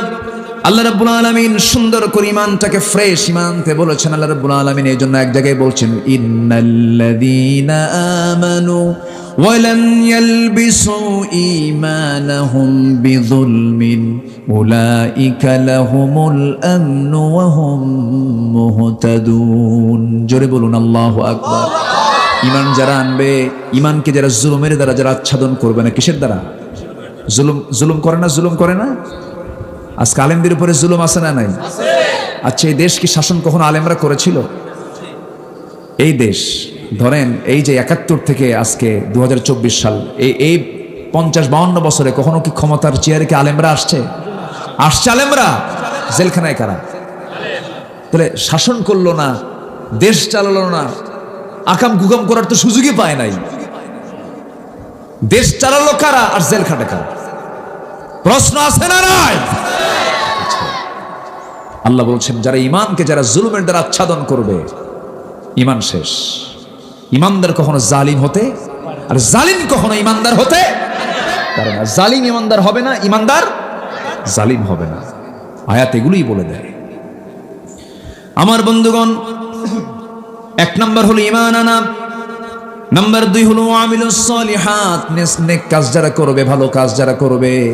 নেক কাজগুলো কি, ধরুন আপনারা মাহফিল এসেছেন, মাহফিল আসতে নিয়ে রাস্তায় চলতে নিয়ে দেখা যায় অনেক সময় খোয়া পড়ে থাকে, থাকে না? খোয়া পড়ে থাকে। এই খোয়াটা আপনি সরে দিলেন, এটা ঈমানের শাখার একটা অন্যতম শাখা। আল্লাহু আকবার বল। তরিকুল আদা। আমার বন্ধুগণ, ঈমানের বহুগুলো দিক আছে, এটা নেক আমল। আপনি খোয়াটা সরাইয়া দিলেন, আরেকজনের পা ওই খোয়ার উপরে পড়লে তার পাটা ভেঙে যেত। আপনি সুন্দর করে খোয়াটা সরাইয়া দিন, এটা আপনি ঈমানের কাজ করলেন, নেক আমল করলেন। আমার ভাইয়েরা, এইরকম করে জগৎ জীবনে চলতে গিয়ে যেটাই মানবতার কল্যাণমূলক কাজ হবে সেটাই নেক আমল।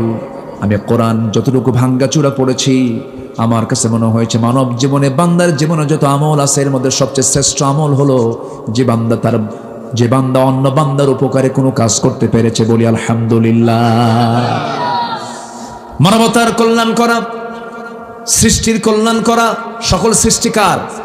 আর সেই সৃষ্টির কল্যাণ করলে সবচেয়ে বেশি খুশি হবেন কে? আল্লাহ তাআলা। আমার বন্ধুগণ, নেক আমল যারা করবে, নাম্বার 3 হলো নামাজ যারা কায়েম করবে। আল্লাহ তাআলা নামাজ কায়েমের কথা বলেছেন একবার না বারবার, একবার না বারবার। আর নামাজ পড়তে বলেছেন মাত্র একবার। নামাজ পড়তে বলেছেন একবার, নামাজ পড়তে বলেছেন ফাসাল্লি লিরাব্বিকা ওয়ানহার। কিন্তু নামাজ কায়েমের কথা বলেছেন বারবার, একবার না বারবার বলেছেন। যে কথা বারবার বলা হয় তার গুরুত্ব কমে না বাড়ে? সে কথার গুরুত্বটা বেড়ে যায়। কারণ নামাজ কায়েমের পরিবেশ যদি সমাজে চালু হয়ে যায়, সেই সমাজে সুদ থাকবে না, সেই সমাজে জেনা থাকবে না, সেই সমাজে ঘুষের কোনো কারবার থাকবে না, সেই সমাজে ঘুষ দিয়ে অফিস চলবে না, সততা দিয়ে অফিস চলবে। লেনদেন এলোমেলো হবে না, চুরি থাকবে না, রাহাজানি থাকবে না। সানা থেকে হাজরামত পর্যন্ত নিরাপদে একজন নারী একা কিনে নিঃসঙ্গে চলবে, কোনো পুরুষ তার দিকে তাকাবে না। কারণ সেই পুরুষের মধ্যে থাকবে একমাত্র কার ভয়? রাসূল এগুলো বলে দিয়েছেন কত আগে। আমার বন্ধুগণ, নামাজ কায়েম যারা করবে, নামাজ কায়েম মানে হলো নামাজ কায়েম সেখানে নামাজ কায়েম। নামাজ কায়েম সেটা কি? বলে যে সমাজে সুদ নাই, জেনা নাই, হত্যা নাই, খুন নাই, জেনা নাই, এই সমস্ত কাজ যে সমাজে বন্ধ থাকবে সেটাই হলো ইসলামী সমাজ, সেটা হচ্ছে নামাজ কায়েমের পরিবেশ থাকা। ওয়া আতাউজ যাকাত, নাম্বার 4 হলো যারা যাকাত আদায় করবে। নামাজ আছে যেখানে যাকাত আছে। আল্লাহ নামাজের সঙ্গে কিসের ওয়াজ করেছেন? যাকাত। নামাজ আল্লাহর হক, যাকাত। দেখেন, আসেন দোয়া করি না? দোয়া করব না? আল্লাহ, আলোচনা চলুক, হুজুর মরুক, হুজুর বাচ্চা। গতকালকে আমার মাহফিল ছিল সেই বগুড়া নাম শুনেছেন তো? বগুড়া। সেই বগুড়া থেকে ঢাকা আসছি, এসে ফজর পড়েছি। এরপর আমাদের ঘুম তো যে সময় পড়া জায়েজ নাই, আমরা মাহফিলের কারণে বাধ্য হই, কি করব। এরপর ফজর পড়ে কিছু বিশ্রাম নিয়ে এরপর আবার 11টা সাড়ে 11টার দিকে বের হয়েছে। ঢাকা পার হতেই তো কামসারা, পুলসিরাত, অনেক জামটাম ঠেলে চলে আসছে। এখন তো মার্শাল্লাহ অনেক ভালো হয়েছে, রাস্তাঘাট অনেকটা ভালো হয়েছে। যেটা ভালো অবশ্যই আমরা বলি ভালো। আল্লাহ তুমি জাতিকে দুর্নীতির কবল থেকে তুমি আল্লাহ হেফাজত করো, জোরে বলি আল্লাহুম্মা আমিন। এসেছি তো দেখি আর একটু কথা বলি। তো যাকাত এটা জরিমানা না ফরজ কাজ? যাকাত কি জরিমানা না ফরজ কাজ? সেদিন নাকি হাজি আমার কয় আল্লাহ, আমি হুজুর বলতে, হুজুর আল্লাহর কাম নাই, সরকারও ট্যাক্স নাই, আল্লাহও যাকাত দিচ্ছে। দেখছেন কত বড় বেকুব? এরকম আছে না নাই বলেন তো? যাকাত দেওয়া কি বলেন যাকাত আদায় করা কি ফরজ। নামাজ যেমন ফরজ, যাকাত দেওয়াও ফরজ। কেউ উঠবেন না, একটু বসেন। আচ্ছা, আল্লাহ রাব্বুল আলামিন বলেন এই চারটা কাজ যদি করো, প্রথম বলছেন তিনি লাহুম আজরুহুম ইনদা রাব্বিহিম ওয়ালা খাউফুন আলাইহিম ওয়ালা হুম ইয়াহজানুন। জোরে বলুন আল্লাহু আকবার। কি পরিপূর্ণ আয়াত এটা! আল্লাহ বলছেন এই চারটা কাজ করলে পরে তাদের জন্য আমি আল্লাহ আমার তরফ থেকে তাদের জন্য পুরস্কার আছে। আমার আল্লাহ ছোট না বড়? আমার আল্লাহর পুরস্কারটা হবে ছোট না বড়? আল্লাহ বলছেন বান্দারে চিন্তা করিস কেন, তোর কপালে যদি জান্নাত হয়ে যায়, সর্বনিম্ন জান্নাত যদি দেই 10টা পৃথিবীর সমান একটা জান্নাত। কয়টা পৃথিবী? কেউ পারবে পৃথিবীতে কেউ দিতে? তো গোলাম কার হব আমরা? পৃথিবীর কেউ তো আমাকে দিতে পারবে না, তো গোলাম বান্দার হয়ে লাভ কি? গোলাম হব কার? সর্বনিম্ন জান্নাত হবে 10টা পৃথিবীর মতো একটা জান্নাত। সেই জান্নাত আল্লাহ তাআলা রেখে দিয়েছেন। সেই কোরআনের মধ্যেই তো জান্নাতের দাগ নাম্বারটা আছে। পৃথিবীর কোন বইয়ের মধ্যে জান্নাতের দাগ নাম্বার খুঁজে পাবেন না। আপনার বাড়ির দাগ নাম্বার আছে না নাই? আপনার জমির দাগ নাম্বার আছে না নাই? বাড়ির দাগ নাম্বার মুখস্থ হলো, জমির দাগ নাম্বার মুখস্থ হলো, পুকুরের দাগ নাম্বার মুখস্থ হলো, কিন্তু জান্নাতের দাগ নাম্বার মুখস্থ হলো না। জান্নাতটা আপনি পাবেন কেমন করে? এই জন্য জান্নাতের দাগ নাম্বার কোরআনটা আমাদের সবার জানার দরকার। কোরআনটা শোনা, কোরআনটা বোঝা, কোরআনটা জানা সবার জন্য, অন্তত কোরআনটা সহি করে পড়া, হালাল হারামের জ্ঞান অর্জন করা সবার জন্য ফরজ। কোরআনটা সহি করে পড়া ফরজ, কোরআনটা সুন্দর করে তেলাওয়াত করা ফরজ। কিন্তু বুকটা ফেটে যায়, কত শিক্ষানীতি চালু হলো 53 বছরে আজ পর্যন্ত এই জাতির অধিকাংশ মুসলমান আজকে কোরআনটা সুন্দর করে পড়তেও পারে না। আমি কি ভুল বলতেছি নাকি? অথচ কোরআনের হক আদায় করার জন্য তেলাওয়াত দরকার, কিরাআত দরকার, দিরাসাত দরকার, তাদাব্বুর দরকার। আল্লাহু আকবার বলো। সব দরকার। তেলাওয়াতই নাই, কিরাআতই নাই, তাদাব্বুর হবে কখন? আর দিরাসাত হবে কখন? আমার বন্ধুগণ, অনেক বুড়ো চাচা আছে গ্রামের। যদি চাচাকে বলি চাচা কোরআনটা পড়েন, বলে বাবা মুখে আসে না, খুব কঠিন। বলে না এরকম? বলে না? বলে। কিন্তু চাচাকে যখন বলি চাচা ওই যে ভান্ডারিয়া চড়খালির মোড়ে বিসমিল্লাহ চত্বরের মোড়ে আপনার 3 কাটা জায়গা আছে, ওই 3 কাটা জায়গার দাগ নাম্বার কত? 93। দেখছেন? টনটনা মুখস্থ। আমার চাচা পিরোজপুর জসকোটে সপ্তাহে 2 বার করে বারান্দায় ঘরে বুড়া মানুষ চামড়াগুলো কুচকে গেছে। যখন বলি চাচা আপনি এরকম জসকোটের বারান্দায় ফাইলে দৌড়াদৌড়ি করেন কেন? সেই সময় চাচা বলে মামলা আছে জমাজমির, মামলার সামনে একটা রায় হবে, উকিল বোঝে না, উকিলকে বুদ্ধি দিয়া যায়। দেখছেন? উকিলকে বুদ্ধি দেওয়া যায়। উকিলের উনি বুদ্ধিদাতা। আবার জমির দাগ নাম্বার মুখস্থ আছে, কিন্তু কোরআনটা পড়তে পারেন না। কোরআন নাকি তার কাছে কঠিন মনে হয়। কিন্তু সবচেয়ে বড় কথা হলো বান্দা তুমি জান্নাত তুমি যদি পেতে চাও, চেষ্টা করার দরকার আছে না নাই? ওয়াল্লাযীনা জাহাদু ফীনা লানাহদিয়ান্নাহুম সুবুলানা। যে বান্দা আমার পথে আসার জন্য চেষ্টা করে, কোরআন শেখার জন্য চেষ্টা করবে, দিন শেখার জন্য চেষ্টা করবে, আমাকে চেনার জন্য চেষ্টা করবে, আমি তার একটা রাস্তা না অসংখ্য রাস্তা, সাবিল, সুবুল, সাবিলের বহু বচন, অসংখ্য রাস্তা আমি তার জন্য খুলে দেই। চেষ্টা করব আমরা। সাহায্য করবেন কে? আল্লাহ। আমার বন্ধুগণ, আল্লাহ রাব্বুল আলামিন এরপরে বলছেন এই 4টা কাজ যদি তুমি করো, বিশাল বড় পুরস্কার আমি তোমাকে দেব। তোমার ভয় থাকবে না, তোমার চিন্তাও থাকবে না। ভয় চিন্তা দুটোই দূর করে দেব। ইমানদার ব্যক্তি সহজে হতাশ হয় না। ইমান যার নাই তার মধ্যে হতাশা কাজ করে, ইমান যার আছে তার মধ্যে হতাশা কাজ করে না। এরপর আল্লাহ রাব্বুল আলামিন ইমানদারকে ডাক দিয়ে বলছেন আমাকে ভয় করো। আরেকটা বিষয়ে তোমরা সতর্ক থাকবে, সেটা হলো ইয়া আইয়ুহাল্লাযীনা আমানুত্তাকুল্লাহা ওয়া যারু মা বাকিয়া মিনার রিবা ইন কুনতুম মুমিনিন। ঈমানদারেরা তোমরা আমি আল্লাহ আমাকে ভয় করো। আর একটা বিষয় জেনে রেখে দিও, সেটা হলো সুদের কারবার করবে না যদি তুমি ঈমানদার হও। সুদ বুঝি ভান্ডারিয়া নাই? আছে আছে আছে আছে।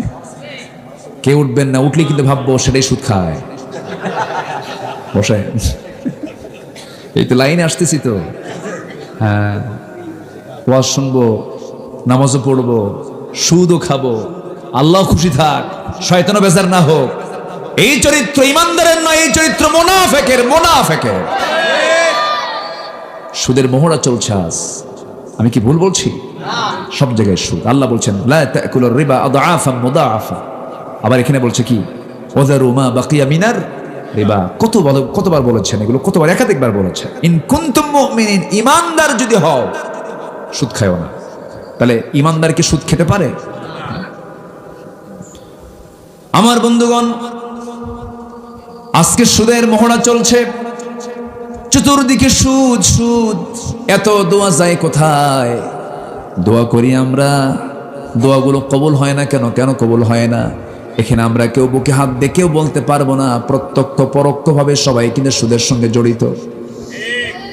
এদেশের রাষ্ট্রায়ত্ত ব্যাংক হলো সুদ, সুদ ভিত্তিক অর্থনীতি।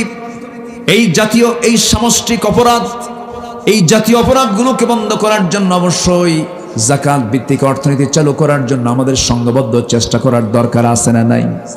আসতে বলবেন না, আছে না নাই? এই জন্য 1000 বছর ধরে ওয়াজ করবেন, সুদ বন্ধ হবে না। একবার শুধু পার্লামেন্ট আইন করে বলবে আজকের থেকে সুদ বন্ধ, সব বন্ধ হয়ে যাবে। আল্লাহ রাব্বুল আলামিন বান্দাকে সুদের ব্যাপারে ভয়ঙ্কর কথা বলেছেন। এই জায়গায় ভয়ঙ্কর একটা আয়াতের পরে দিচ্ছেন। সময় যেহেতু কম, আমি শর্ট করে আমি শেষের দিকে আস্তে আস্তে চলে যাচ্ছি। আমার বন্ধুগণ, তাহলে আমরা আজকে শিখে নিচ্ছি এই 4টা হুকুম আমরা আমল করব। সাথে আমরা আরেকটা বিষয় শুনলাম, সেটা হচ্ছে আমরা ভয় করব কাকে? আজকে কেউ বলবেন না ভয় করব কাকে? আল্লাহকে। সাথে আরেকটা হুকুম আমরা আজকে শুনতে পেলাম, সুদের ধারে পাশে আমরা যাব না। সুদের সর্বনিম্ন গুনাহ, অনেকগুলো গুনাহ আছে, সর্বনিম্ন গুনাহ হলো নিজের মার সঙ্গে জেনা করা। জোরে বলি নাউযুবিল্লাহ। আমার বন্ধুগণ, সুদ আছে যেখানে, শোষণ আছে, জুলুম আছে সেখানে। সুদের ফলাফল হলো ধনী শুধু ধনী হবে, গরিবরা শুধু গরিবই হবে। আর যাকাতের ফলাফল হলো ধনীর সম্পদ গরিবের মাঝে এসে সামাজিক ভারসাম্য বজায় থাকবে, সোশ্যাল সিকিউরিটি চলে আসবে, নিরাপত্তা চলে আসবে। এটা হচ্ছে যাকাতের ফলাফল। আজকে আমার দেশে যদি যাকাত আদায় হতো, এই 4500 থেকে 5000 প্রায় ইউনিয়ন পরিষদ আছে, যে পরিমাণ যাকাত রাষ্ট্রীয়ভাবে যদি আদায় করা হতো ব্যাংকিং হিসেব অনুযায়ী, প্রত্যেকটা ইউনিয়নে 43 কোটি করে টাকা যাকাতের জমা হতো প্রত্যেক বছরে। আল্লাহু আকবার বলেন। তাহলে একটা সম্ভাবনা ছিল কিনা বলেন? ছিল। কিন্তু কে করবে এগুলো কাজ? আমার বন্ধুগণ, এই জন্য আল্লাহ রাব্বুল আলামিন এই যাকাতকে চালু করার জন্য, নামাজকে প্রতিষ্ঠার জন্য আল্লাহ রাব্বুল আলামিন দিন প্রতিষ্ঠার সংগ্রাম করতে বলেছেন। আরেকটা সূরার মধ্যে, সূরাতুশ শূরার মধ্যে আল্লাহ রাব্বুল আলামিন বলেন শারা'a লাকুম মিনাদ-দীনি মা ওয়াসসা বিহি নূহান ওয়াল্লাযী আওহায়না ইলাইকা ওয়া মা ওয়াসাইনা বিহি ইব্রাহিম ওয়া মূসা ওয়া ঈসা أن أقيموا الدين ولا تتفرقوا فيه। জোরে বলুন আল্লাহু আকবার। আল্লাহ রাব্বুল আলামিন দিন কায়েমের সংগ্রামকে ফরজ করে দিয়েছেন। এই দিন কায়েমের সংগ্রাম করতে গিয়ে রাসূলকে মক্কা থেকে মদিনায় আসতে হয়েছে, ঘর ছাড়তে হয়েছে, বাড়ি ছাড়তে হয়েছে।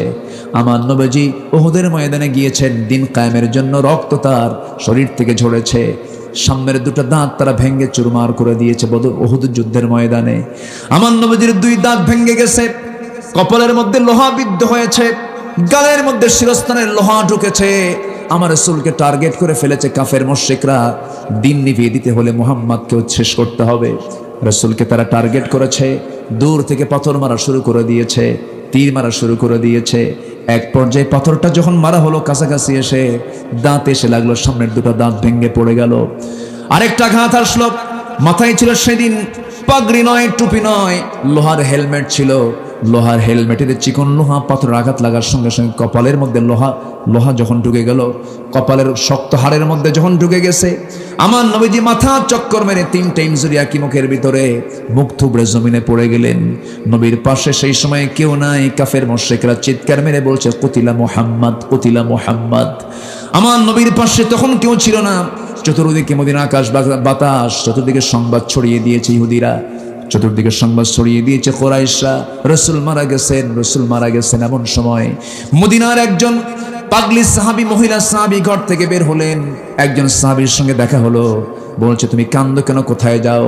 সঙ্গে সঙ্গে বলতেছে শুনলাম নাকি রাসূল ইন্তেকাল করেছেন। সঙ্গে সঙ্গে সেই সাহাবী বলছেন তুমি কি জানো তোমার কলিজার টুকরা নয়নের দুলাল তোমার একমাত্র সন্তান শাহাদত বরণ করেছে। সঙ্গে সঙ্গে মহিলা বলছেন আমার সন্তান শহীদ হয়েছে, এটা আমার বড় কোনো দুঃখের সংবাদ নয়, একটাবার জানিয়ে দাও আমার প্রাণের রাসূল বেঁচে আছেন কিনা, একটাবার বাঁচিয়ে আমাকে সংবাদ জানিয়ে দাও। কিছুক্ষণ পর স্বামীর মৃত্যুর সংবাদ আসলো, বড় ভাইয়ের মৃত্যুর সংবাদ আসলো। তিনি বললেন কোন সংবাদ আমাকে সন্তুষ্ট করতে পারবে না, দুনিয়ার সব দুনিয়া থেকে বিদায় হয়ে যাক, কোনো দুঃখ নাই, একটাবার বলে দাও আমার প্রাণের রাসূল প্রাণে বেঁচে আছেন কিনা। আমার নবীজি রক্তাক্ত অবস্থায় পড়ে আছেন, কে না জানেন ইতিহাসগুলো। হানজালা যখন শুনতে পেয়েছেন, ইয়াং মানুষ, নতুন বিয়ে করেছেন, যুদ্ধে যেতে পারেন নাই, সঙ্গে সঙ্গে বলছেন বউরে তরবারি হাতে তুলে দাও, যুদ্ধে চলে যাচ্ছি আমি শহীদ হতে চাই। রাসূল যেহেতু দুনিয়াতে নাই, যুদ্ধে ঝাঁপিয়ে পড়েছেন, যুদ্ধে অংশগ্রহণ করেছেন, তিনি শাহাদত বরণ করেছেন।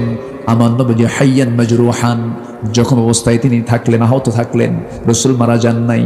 আমার নবীজিকে আহত করে ফেলেছে, নবীজির দাঁত দুইটা ভেঙে ফেলে দিয়েছে। সারা জীবন দাঁত হারা রাসূল ছিলেন, সামনের দুটা দাঁত না থেকে তিনি কথা বলেছেন। নবীজির যদি দিন কায়েমের জন্য নবীজির দেহ থেকে দাঁত যদি ভেঙে ফেলা হয়, নবীজি খন্দকের প্রান্তরে কোদাল মারতে মারতে কোমর তার হেরে গেছে, কোমরটা কুজো হয়ে গেছে। আম্মা জান আয়েশা বলেন নবীজির শেষ সময় পর্যন্ত আমার নবীজি কোমরটা কুজো করে বাঁকা করে হেঁটেছেন, কোদাল মেরে মেরে তার কোমর চলে গেছে। খন্দকি উহুদের ময়দানে দান্দান মোবারক শহীদ হয়ে গেছে, নবীজির দেহ থেকে প্রচুর রক্তক্ষরণ হয়েছে। দিন কায়েমের সংগ্রাম করতে গিয়ে যদি নবীর দেহ থেকে রক্ত ঝরাতে হয়, সেই দিন কায়েমের জন্য আমাদের দেহ থেকে রক্ত ঝরানোর চিন্তা মাথায় আনার দরকার আছে না নাই? আছে না নাই? আমার নবীজি আন আকিমুদ্দিন, দিন কায়েমের সংগ্রাম করতে গিয়ে নিজেও রক্তাক্ত হলেন। উহুদের প্রান্তরে দেখতে পেলেন একটা দুইটা সাহাবীর লাশ নয়, ৭০ জন সাহাবীর লাশ। রাসূল খুঁজে পাচ্ছেন না একজন সাহাবীর লাশ, সেটা হচ্ছে হানজালা।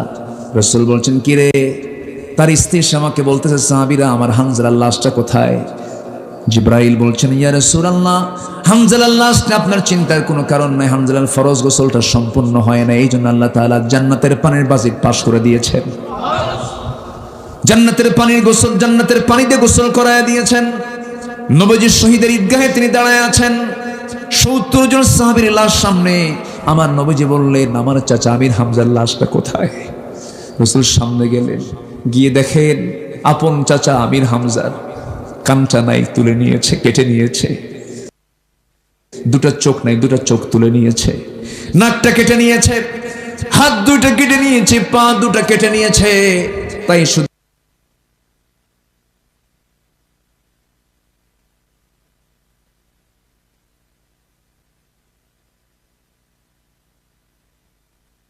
নয়, বুকটা চিড়ে কলেজাও বের করে নিয়েছে। আমার নবীজি বললেন সাহাবীরা আমার চাচা আমির হামজার লাশের সাথে আমার আরেকজন শহীদ সাহাবী আব্দুল্লাহ বিন জাহাশের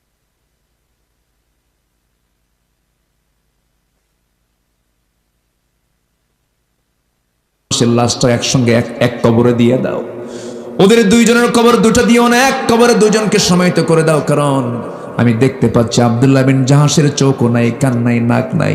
আমরা আব্দুল্লাহ আজকের যুদ্ধের ময়দানে এমন সুন্দর দোয়া করেছিল, আমরা আব্দুল্লাহ দোয়া করেছিল, আব্দুল্লাহ তিনি সেদিন বলেছেন আল্লাহ আমি আজকে যুদ্ধে যাচ্ছি ওদের, আমি যেন শহীদ হয়ে যাই, কাফেররা যেন আমার চোখ তুলে নেয়, কান কেটে নেয়, নাক কেটে নেয়। এই নাক কাটা কান কাটা জখম অবস্থায় কিয়ামতের দিন হাসরের ময়দানে তোমার সামনে হাজির হব আল্লাহ। যে সময় তুমি আমাকে প্রশ্ন করবে ফিমা যদি আনফুকদনু, তোর নাক কেন কাটা, কান কেন কাটা, সেই সময় বলবো আল্লাহ তোমার জমিনে তোমার দিন কায়েমের জন্য কাফেররা আমার নাক কেটে নিয়েছিল, কান কেটে নিয়েছিল। সেই সময় তুমি আল্লাহ আমাকে বলবে সাদ্দাকতা, তুই সত্য বলেছিস, যা আজকে কোনো হিসাব নাই, আজকে আমি তোরে জান্নাত দিয়ে দিলাম। আমরা আব্দুল্লাহ বিন জাহাশের লাশটা আমার চাচার লাশটা একই কবরের সমাহিত করে দাও। আমার নবীজি সেই দিনে একসঙ্গে ৭০ জন সাহাবীকে বিদায় দিয়া ক্ষত হৃদয় নিয়ে তিনি মদিনার মসজিদে ফিরেছিলেন। সেই রক্ত ভেজা উহুদের ময়দানের এই রক্তের মধ্য দিয়ে ইসলাম কায়েম হয়েছিল। সেই দিন কায়েমের জন্য আমাদেরও সেই চেষ্টা করার দরকার আছে না নাই? আল্লাহ কবুল করুন, আল্লাহ কবুল করুন। হ্যাঁ, আপনি মুসাফির। আপনি দোয়া করেন, আমি করব। জি, আমরা আল্লাহর কাছে চাই ফজর যেন হয় সবার, ইনশাআল্লাহ। যে আল্লাহ আমাদের সবার মা বোনদেরকে পর্দায় থাকার তৌফিক দান করুন। জি, আল্লাহুম্মা আমিন। ربنا ظلمنا أنفسنا وإن لم تغفر لنا وترحمنا لنكونن من الخاسرين لا تزغ قلوبنا بعد إذ هديتنا وهب لنا من لدنك رحمة إنك أنت الوهاب। গভীর রাত, নিঝুম রাত, ঝিমানো রাত্রিতে হাজারো মুসলমান নরনারী নিয়ে তোমার কালামের 3টা আয়াতকে সামনে রেখে তোমার কিছু হুকুম নিয়ে আলোচনা করেছি, তোমার নির্দেশনা নিয়ে কিছু কথা বলেছি, ঈমান শিরকের উপরে কিছু কথা বলেছি, জীবন প্রণালী কেমন করে সাজাতে হবে এই বিষয়ে কিছু দিক নির্দেশনা দেওয়ার ক্ষুদ্র চেষ্টা করেছি। আল্লাহ মেহেরবানি করে শেষান্তে তোমার দরবারে 2টা হাত পেতে আছি, তোমার দরবারে প্রার্থনা করছি, বান্দা মনে করে গুনার দিকে নজর না দিয়ে তামাম জীবনের সমস্ত গুনাহগুলোকে মাফ করে দাও। জনম দুঃখিনী মা, জনম দুঃখী বাপ জান যারা চলে গেলেন, জিন্দেগির গুনাহগুলো মাফ করে দাও, কবরগুলোকে জান্নাতের টুকরা বানায়া দাও। অনেক আলোচনা শেষ করে বাড়ি ফিরে যাব, বাড়িতে ফিরে গিয়ে সব দেখবো কিন্তু মাকে পাবো না রে। যে মার দিকে তাকায় থাকলে পরেও বরকত পাওয়া যায়, সগীরা গুনাহ মাফ হয়ে যায়, সেই বরকতি চেহারা থেকে বঞ্চিত অনেক সন্তান। ওই বাপ মা যারা চলে গেল, ও আল্লাহ তোমার দরবারে ফরিয়াদ করি, কবরগুলোকে তুমি আল্লাহ জান্নাতের টুকরা বানায়া দাও। আব্বা আম্মাকে নিজের হাতে দাফন করেছেন, নিজের পিঠে বহন করে কবর নিয়ে গেছেন এমন সন্তান এখানে আছেন। মেহেরবানি করে তোমার কাছে ফরিয়াদ করি, কবরগুলোকে তুমি আল্লাহ জান্নাতের বাগিচা বানায়া দাও। সবাই দিল থেকে একটু আওয়াজ দিয়ে আমার সঙ্গে ঠোঁট মিলিয়ে মিলে আওয়াজ দিয়ে সবাই আব্বা আম্মার জন্য দোয়া বলুন। আল্লাহ সেখানে দোয়া, রব্বির রহমহুমা কামা রব্বায়ানি সগীরা, রব্বির রহমহুমা কামা রব্বায়ানি সগীরা।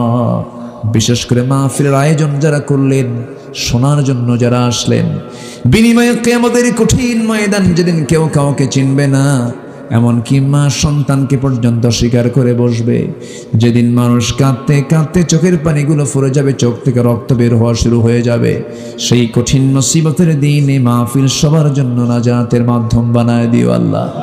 ও আল্লাহ, যুব সমাজকে তুমি আল্লাহ কবুল করো, অনেক কষ্ট তারা করেছেন, সবার নাম তো আমার জানা নাই, সব যুবকদেরকে তুমি আল্লাহ খালিদ বিন ওয়ালিদের সঙ্গে তুমি আল্লাহ কবুল আর মঞ্জুর করে নাও। এই যে এখানে কত ব্যবসায়ী ব্যবসা করেন, ব্যবসায়ী বরকত দিয়ে দাও, পরিবারে বরকত দিয়ে দাও। এই ব্যবসায়ী লোকজন তারাও এই মাহফিল এখানে বাস্তবায়নে সহযোগিতা করেছেন, তাদের সহযোগিতাকে তুমি আল্লাহ দয়া করো কবুল আর মঞ্জুর করে নাও। প্রিন্সিপাল মহোদয়কে কবুল করো, আমার ডানে বামে সামনে পেছনে সবাইকে তুমি আল্লাহ দয়া করো কবুল আর মঞ্জুর করে নাও। দুনিয়া থেকে কোন দিন বিদায় নেব জানি না, ডান হাতে আমল নামা না আসা পর্যন্ত কবরে নিও না। কোন দিন দুনিয়া থেকে বিদায় নেব জানি না রে আল্লাহ।